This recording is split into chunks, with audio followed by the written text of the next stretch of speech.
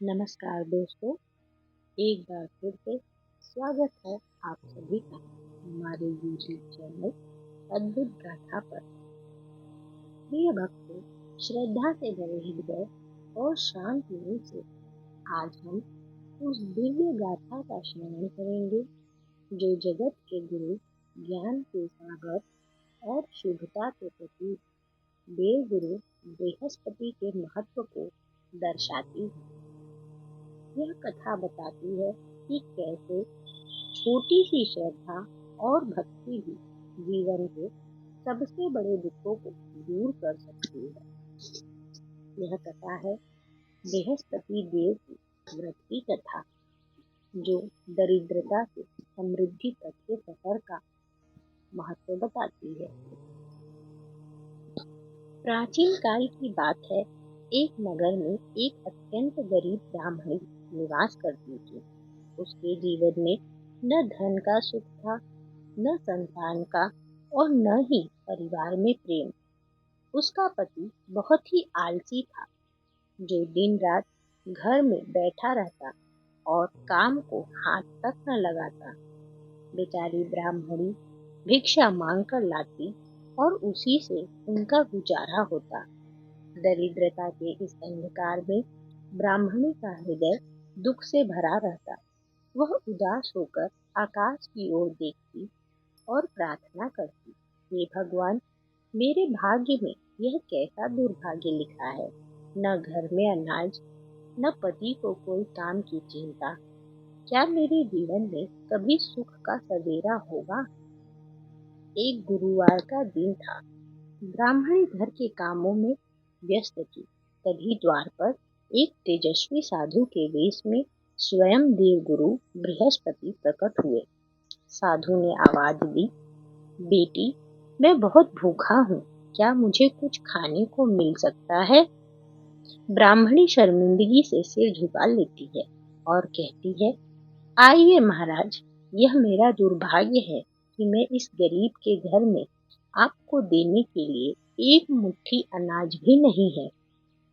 तब साधु मुस्कुराए और बोले, बेटी, मुझे खाने से पहले तुम्हारे दुख का कारण बताओ। तुम इतनी चिंतित क्यों हो? साधु की बात सुनकर ब्राह्मणी ने अपनी सारी व्यथा सुनाई कि कैसे उसका पति आलसी है और उसकी गरीबी ही उसके सबसे बड़े दुख का कारण है। तब साधु स्वयं बृहस्पति देव ने गंभीर होकर कहा, बेटी, तुम दरिद्रता का दुख झेल रही हो क्योंकि तुम देवगुरु बृहस्पति का अनादर करती हो। तुम गुरुवार के दिन घर को गोबर से लीप कर पवित्र नहीं करती, स्नान नहीं करती और न ही व्रत करती हो। ब्राह्मणी ने आश्चर्य से पूछा, क्या गुरुवार का व्रत करने से सच में गरीबी दूर हो सकती है?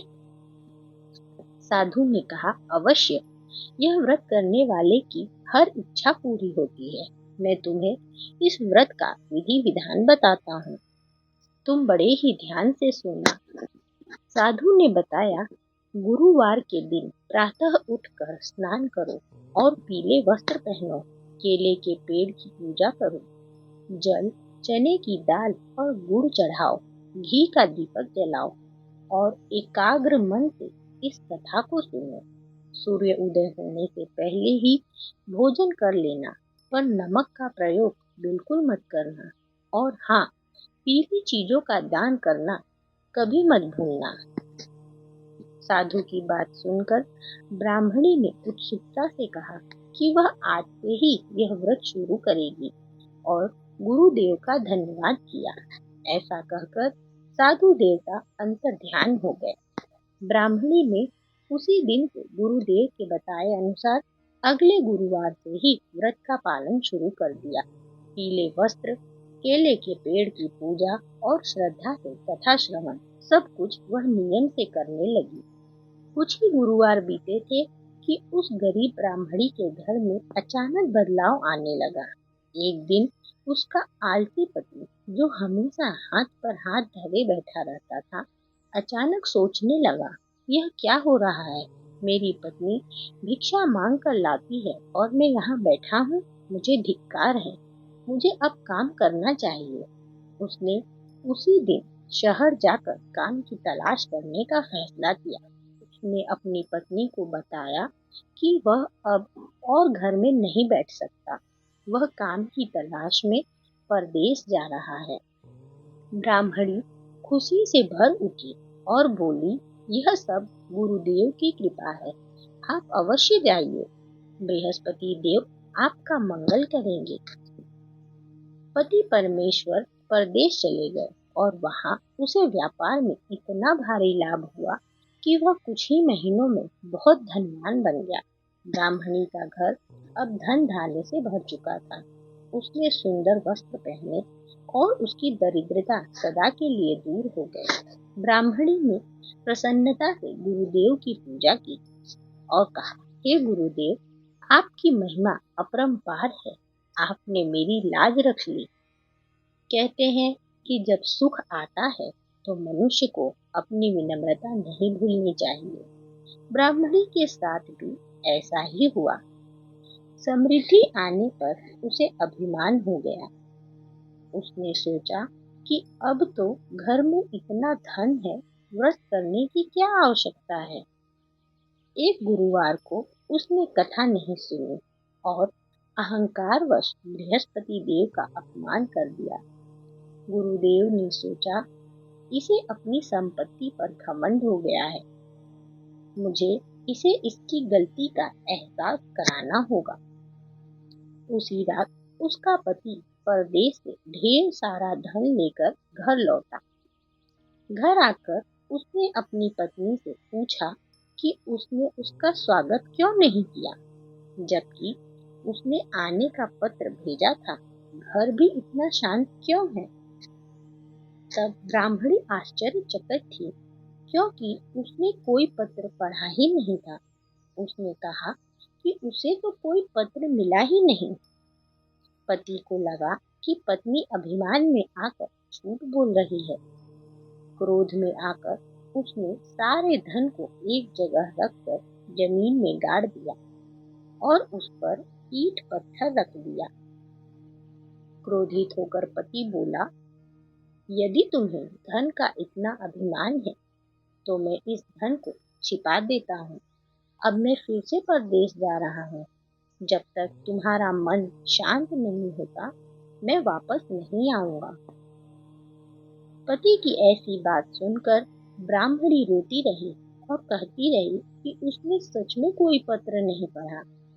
लेकिन पति बिना कुछ सुने चला गया।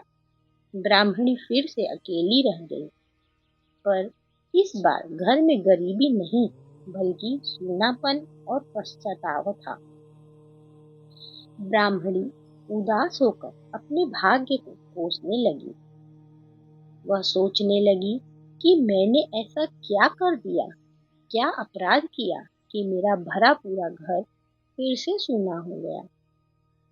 एक गुरुवार को वह तेजस्वी साधु फिर से द्वार पर प्रकट हुए और साधु ने पूछा, बेटी तुम फिर इतनी उदास क्यों हो।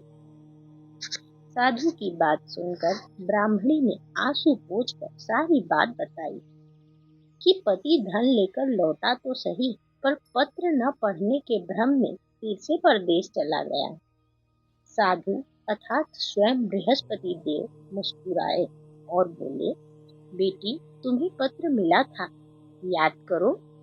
क्या तुमने गुरुवार के दिन कोई पीले रंग का पत्र हाथ में लेकर यह पत्र किसका होगा कहकर उसे चूल्हे की आग में फेंक नहीं दिया था।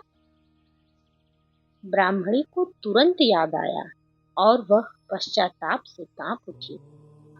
हाँ हाँ, मुझे याद आया। उस दिन मैं धन के अहंकार में थी और मैंने बिना पढ़े ही उस पीले रंग के पत्र को फेंक दिया था।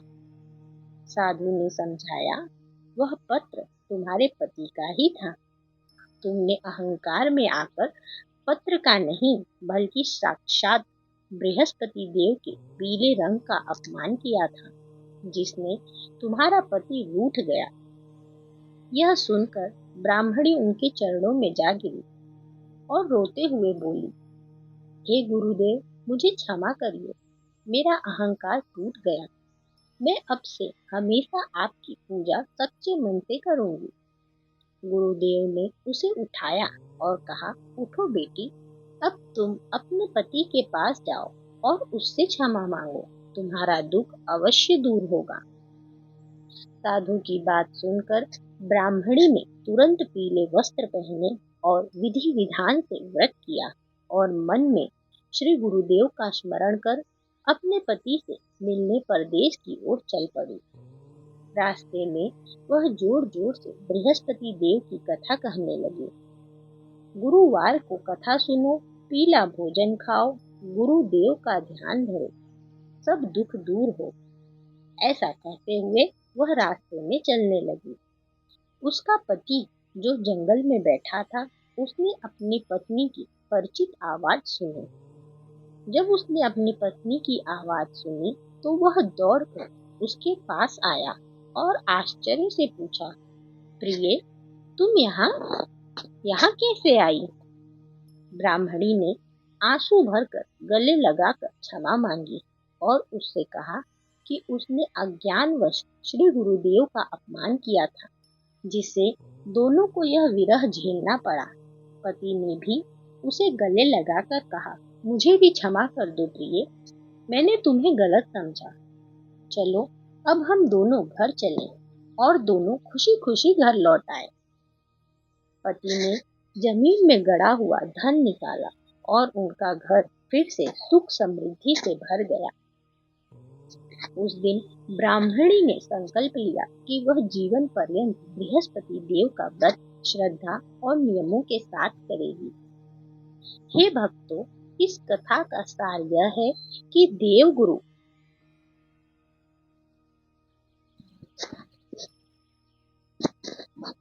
भक्तजनों एक बार प्रेम से बोलिए, देव गुरु बृहस्पति की जय।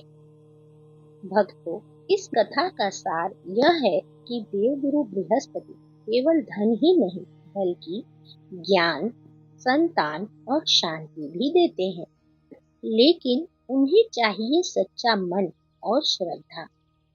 व्रत करते समय कथा का श्रवण, पीले रंग का सम्मान और अहंकार से दूरी, ये तीनों बातें बहुत जरूरी है।